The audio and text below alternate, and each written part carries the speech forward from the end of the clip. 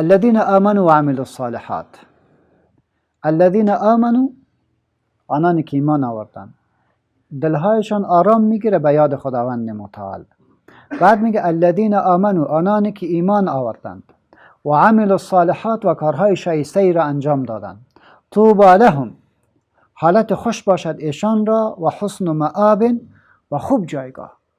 دو چیز برش میگه، آنانی که ایمان آوردن و عمل الصالحات. در قرآن کریم وقتی که عمل صالح ذکر میشد، ذهنتان باید مستقیم برد مطابق به شرع. دقیق شدین؟ یعنی عمل صالح کدام عمل است که رسول الله صلی الله علیه و سلم او را تایید کرده باشه، او را عمل صالح. بناهن اگر تو تبله و ارمونه را بانی و هر قدر سبحان الله الله الله الله گفته بری، ذکر خدا نیست. صحیح شد؟ زیرا رسول الله ای کارا نکرد.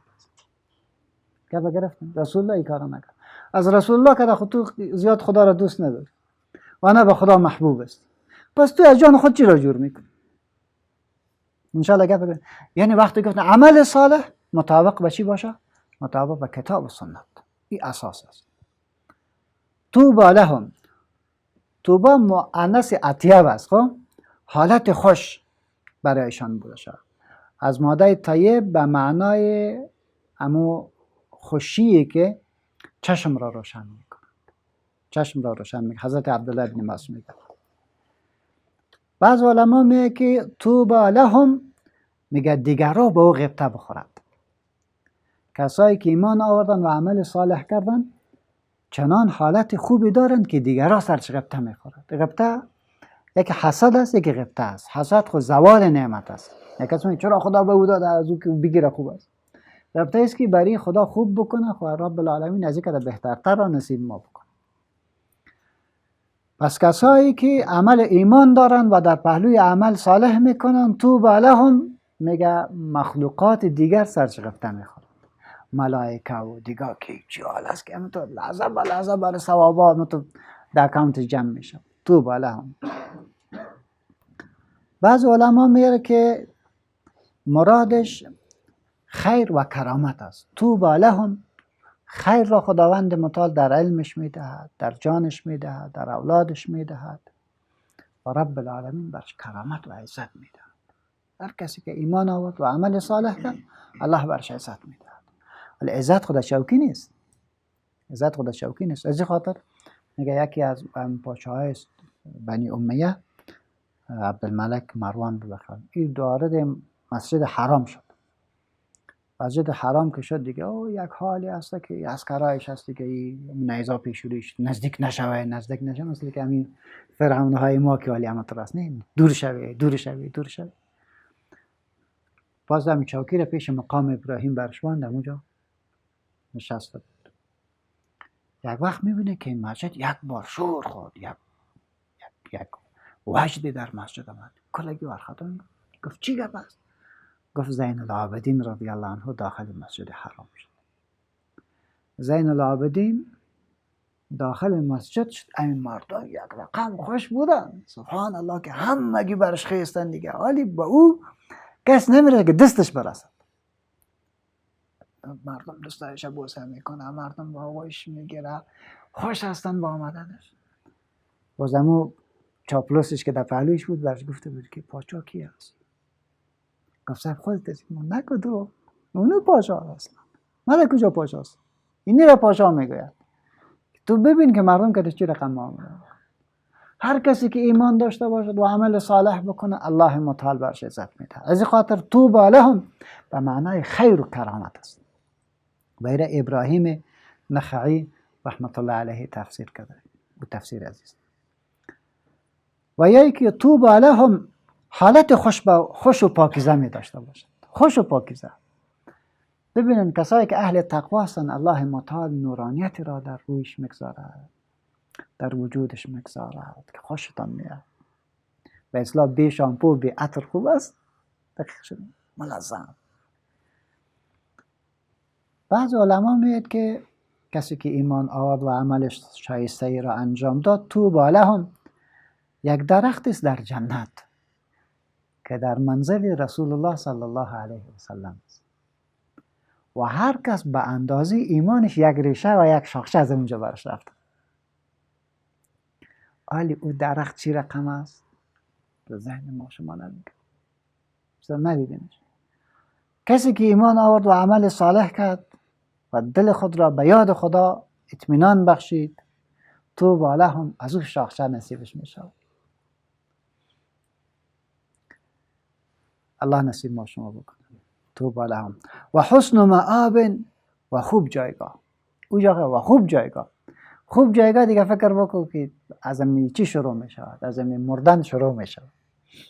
کسایی که صالح هستن که می میرد نمی میرد. هر مجلس که میشه نامی از اونا رو میگه. الله ببخشش، الله ببخشش، الله ببخشش، الله. همین گفته رویست. چه قضیه باست نه؟ چه قضیه باست. و حسن مآب. جایگاه بسیار بلند داره در هر مجلس. جایگاه بلند داره در عالم ارواح. جایگاه بلند داره در حشر، در نشر، در صراط، در پل صراط، در ورود جنت. در کل جایگاه بلند داره. جایش معلوم است. و حسن مآب. حالا که اینجا رسید، كذلك ارسلناک فی امت قد خلت من قبلها. ولی دل ما شما شد که کاش که همین عمل صالح خوب است، نه همین توبه خوب است. اگه میخوای چنین کاری بکنی، ما خب میگه تو را به همین خاطر فرستادیم ای محمد، تو با مردم همین حسن مآب تشریک کنی. كذلك همین طور ارسلناک فرستادیم تو را فی امت در امتی که قد خلت گذشتن من قبلها پیش از آن امتهای بسیار زیاد، لتتلو علیهم تا بخوانی برشان الذی اوحینا الیک آنچه وحی فرستادیم به سوی تو، و هم یکفرون بالرحمن و ایشان منکر میشن از ذات رحمان. سبحان الله. پیغمبر را میگه تو را فرستادیم به خاطر چی فرستادیم؟ تا که امی بهترین زندگی و بهترین مآب را برشان معرفی بکنی. این را به عنوان یک نعمت باید بپذیرن، در حالی که و هم یکفرون بالرحمن، اینا منکر میشن به ذات رحمان. كذلك ارسلناک همین چنین فرستادیم تو را فی امت در امتی که قد خلت من قبلها اممون که گذشتن پیش از آن امتهای بسیار زیاد، لتتلو تا بخوانی علیهم بر ایشان الذی اوحینا الیک آنچه که وحی فرستادیم به سوی تو، آنچه که وحی به سوی تو فرستادیم او را سرشان بخوانی، او را سرشان بخوانی. این مردم باید تشکر بکنن، ولی متاسفانه و هم یکفرون بالرحمن و ایشان منکر میشن به ذات رحمان. ببینین که الله متعال عجیب تعبیر دیجا میکنه. لفظ رحمان را آورد که باز هم میگه اما غلطی که میکنی با وصف از هم ذات مهربان منکر میشه. هیچ بدی الله با اینها نکردن که عقده بگیرن، ولی با تاسف که منکر میشه با خداوند متعال و الله متعال جنگ میکنه. همین سیکولر را شما ببینید تو با الله جنگ میکنه، اصلا تعجب بکنه که خدایا چقدر حلیم و بردبار است، چقدر حلیم و بردبار است. ولی گاه منکر خو میشن، ولی وظیفه تو چی است؟ قل بگو هو ربی، او پروردگارم است. رحمان ربی، تربیت کننده ایم است، عطا کننده نعمتیم است. لا اله الا هو، نیست هیچ معبودی مگر او. علیه توکلت، بر وی توکل و اعتماد کردم. و الیه متاب، و بسوی او رجوع میکنم و بسوی او رجوع میکنم. علیه توکلت، به الله اعتماد میکنم کردم، و الیه متاب، و بسوی او رجوع هم میکنم.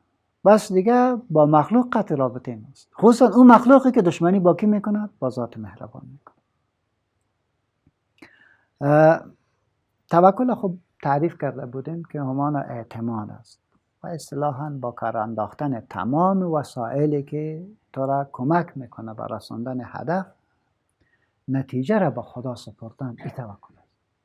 اگر تو وسایل را به کار نگیری و بگی خداوند متعال کار مرا میکنه، الله کار تو را نمیکنه.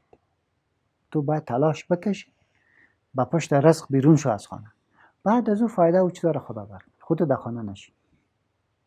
تو برای طلب علمت بیرون شو، خداوند متعال فکر بر جور میکنه. تو باید آواز کنی، این اساس است.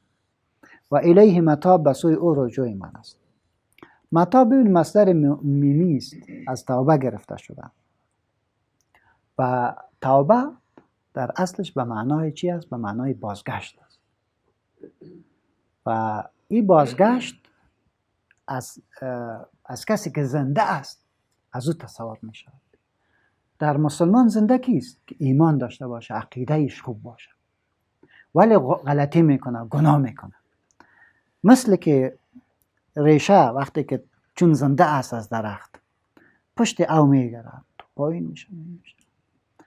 جایی که با موانع سخت روبروشه که سنگ باشه یا چی، باز میفهمه به اساس زنده بودنش که دیگه خود نمیتونه داخل شد، با مسیر خود عوض میکنه. ریشه را می خاطر میبینی کج وجه است، همیشه مسیر عوض میکنه. انسانی که زنده است که گناه کرد، که وقتی که متوجه میشه که الله حتما پرسان که فوراً بازگشت میکنه. پس توبه یتوب به معنای برگشت از عمل زشت به طرف عمل صالح. ولو ان قرآنا سیرت به الجبال، اگر می بود قرآن کریم سیرت به الجبال که روان کرده می شد، به به سبب آن الجبال و کوها، او قطعت به الارض یا پاره می شد از آن زمین، او کلم به الموتى یا به سخن می آمد از آن الموتى مردگان. جواب لو جواب کار داره، دقیق شدین؟ جواب محذوف است. یک حذفش که لکان هذا القرآن، اگر در دنیا تو یک پیامی می بود که توسط از این کو روان می شد، و یا ای که زمین پارچه پارچه می شد یا مرده ها سر زنده می شد، با جز قرآن دیگه تو کتابی نیست که این کار میکرد. پس امی قرآن امی کار میکرد.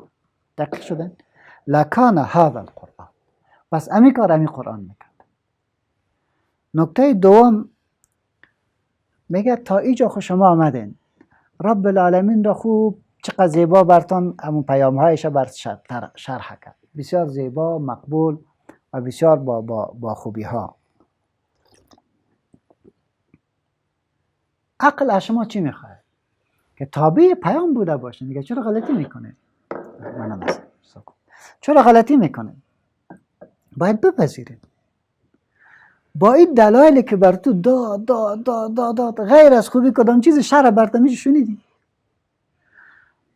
میگه این بر هر انسان عاقل که چنین پیام زیبا داده شد او باید بپذیرد.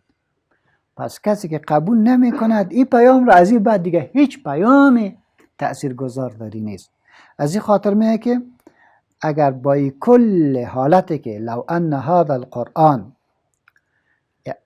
این قرآن کتابی است که سیرت به الجبال روان کرده می شود با واسطه از چی کوها، او قطعت به الارض زمین سرش پاره می شود، او کل ما به الموتى، باز هم لا یؤمنون، میگه این مردم ایمان نمیارن. اگر چنین هم شود که قرآن کریم کوها را روان کند، زمین را پاره کند، مرده را زنده کند، خو این ابو جهل مسلمان نیست، این نمیشه مسلمان. خلاص همون قصه است. از این خاطر است که میگه وقت ابو جهل به رسول علیه السلام گفت که بگیم دوستم چی است، پیامبر خدا برش گفت که اگر بگم که چی است او را خب بگذار، پورا میگم. اگر اون چیزی که در دست توست و او گواهی داشت که من پیامبر خداستم، ایمان نیاری و بالکل نه. گفت در دستت سنگ است، خلاص شد.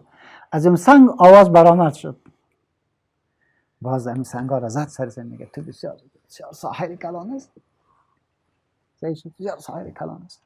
اینجا همین نقطه است. ولو ان قرآنا سیرت به الجبال، اگر می بود که قرآن که روان کرده می شد به سبب آیات از او، الجبال کوهای کو با او کو میره، او قطعت به الارض یا پاره پاره می شد از آن زمین، او کلم به الموتى یا سخن میران با واسطه از او مردگان، باز هم ایمان نخواهند آورد. لا یؤمنون ختم الله علی قلوبهم بل الله الامر جمیعا. و کسی که بگه دیگه که تو این رقم شد، باز یگان فقار آدم میشه میگه خدا دیگه کلش تباه برباد بکن، چرا میمونیش؟ الله میگه که بل الله الامر جمیعا، بلکه خدا را از همه کارها. کار تو دیگه اون نیست که او چرا مسلمان نشد، او دیگه کار تو نیست. چرا دیگه تو نگی بل الله الامر جمیعا، امر کلش به الله برمیگرد. تو کار خدا بگو که ایمان آوردی مسلمان شکر بکش، تو را دیگرا چی؟ اینجا جواب خود گرفتین. یگان دفعه تا اینجا که ما دیگه یک بار کار ما میگیره تبایش کو دیگه اویسش کو ختمش کو. الله میگه کار کنید بل الله الامر جمیعا، همه کارها به سوی الله برمیگرده. تو کار خدا فکر کن، تو را با کارهای دیگران نیست. تو جور شو. افلم ییأس الذین آمنوا، آیا ناامید نشدن آنهایی که گرویده اند، لو یشاء الله، بران که اگر میخواست خداوند متعال لهدی الناس جمیعا، اما گیره دیگه خدا هدایت میکرد. تو در الم ییأس الذین، ای در حقیقت به معنای یعلم است. الم یعلم، آیا نمیدانند الذین آمنوا، آنان که ایمان آوردن، لو یشاء الله، اگر الله میخواست لهدی الناس جمیعا، همه گیره هدایت میکرد. تو را دیگه چی؟ بنابراین لغت حوازن در یائسه را به معنای یعلمه استعمال کرد. بنابراین در اینجا هم یک تعبیر امی میشه، الم ییأس الذین آمنوا، آیا نمیدانند مؤمنین لو یشاء الله، اگر خدا میخواست لهدی الناس جمیعا. وقتی که خدا نخواست دیگه تو چی کار هستی که ول تحمیل میکنی، یا تو با خداوند متعال ورقه پیش میکنی که تو کاری تو نیست. دوستای عزیز، یعنی حدیث رسول علیه السلام، انسانایی که نیک می شود خداوند متعال زیاد اونها را دوست دارد. ولله المثل الاعلی، ما شما در این زندگی دنیا مترستیم. یگان دفعه کسی را که زیاد آدم دوست داشته باشه، او که چیز بخواه او را باز نمیتین خام. دوستای خداوند متعال هر قدر که انسان پیش الله نزدیک میشه، چشمای بصیرت خلاص میشه، رمز اساسات را میگیری. عجیب رمزاست در این دنیا، بسیار عجیب و غریب است. او که یک برد میای باز دهنشان بسته می شود از رازهایی که در این کائنات است، نمیگوید. اگر از پیش اهل الله بگوی دعا برام بکنه خداوند متعال هم شما را باشه، خداوند با میکله دعا میکنه. اختصاص دعا کردن از پیش بسیار سخت است که تو تنها بر تو بکنه، بسیار مشکل است، بسیار سخت است. چه رقمی را از پیش میخوایی دیگه، این دیگه به مو ظرافتی که انسان باید به کار بره که از اهل الله دعا بگیری جای به جای بر چی میشود همون تو میخورد. بنان یک پیام غیر مستقیم است. تقوا که بلند میرود به هر چیزا دست نمیزد، یکی وقتهای گذشته در خلافت های اسلامی اموی میگه بسیار زیاد خوشحالی آمد، بسیار زیاد. دیگه ای پاچا یا امیرالمؤمنین دستور داد که کلتون جمع شوین که بریم چی میکنیم، استسقا دعا میکنیم. خوی امیر هم رفتی دعا میکنه که بس که من هیچ چیز هم نشد. بعد از او باز دست نمیگه در نماز شام تصادفاً دیگه کلگی رفتم یه امیرالمؤمنین و تو غلی کلمان بسیار جگرخونم است که چی رقم شد. ویده در حقیقت بر خود آرم میپنداشت که استسقام کرد و من حاضر شدم نشد. میبینه که یک نفر بسیار کالایم تو خراب، بسیار لاغرم تو آمد، دست خدا بلند کرد که خدایا این مخلوق تو هست، مخلوق تو هست و تو مهربان هستی، بر اینها رحم بکو که به آن نیاز دارد. همین دست خدا پایین کرد که شر کلمات رو شروع شد باران. ای که باران شروع شد رفت پشت کارش، پشت سرش رفت که داخل یک مارکت است به اسلام غلاما را مفروشه. این نشانهش گرفت، فردا برش نفر رای کرد من غلام کن. گفت کدامش کار داره سیدین؟ یه قوی است، قوی نه امیر کار. گفت سید هیچ کار نمیاد. گفت نه امیر کار کن. یه که میبره باز برش میگه که خب شب چطور دعا کردی؟ چه وقت؟ گفتم من خاطر دیدم در شام این تو دعا کردی، این تو کردی. گفت فهمیدی؟ گفت بعد گفت خدای راز مرا دیگه افشا نکن و این دنیا را بر ما دیگه کار ندارم. همون وقت با نفسش برآمد وفات کرد. در دنیا عجیب حساب است. انسان تعجب میکنه.